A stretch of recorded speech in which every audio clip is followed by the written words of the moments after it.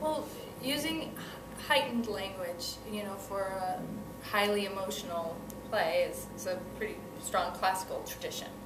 And I think it's interesting that at the end of the 20th century, you see the rise of this confessional poetry, you know, that is really raw, but also very concerned with the sound of words and the richness of consonants and the sharpness of particular consonants. And so there's a certain kind of rhythm that involves prosody, you know, that is very important in that. And I think, so we started really looking at Anne Sexton and Sylvia Plath, and because also these are very important women in American letters that wrote in that style, but also, coincidentally, were New English women who were struggling with mental illness. So I think that is no accident, and I think that there's that the playwright was making very strong allusions and connections to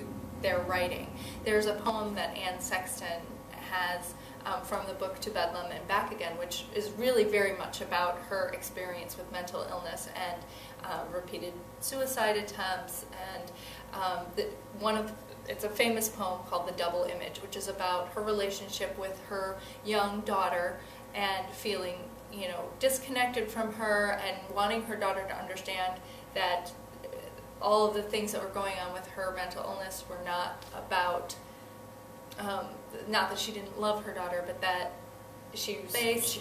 She also, in the same poem, addresses her mother's reaction to her suicide attempts, and the struggle there. So there's this similar generational, these similar generational themes that she addresses in that to the themes in this play, and what Evie, in particular, Evie's struggles are with, her relationship with her mother Zofia and her daughter Maxine.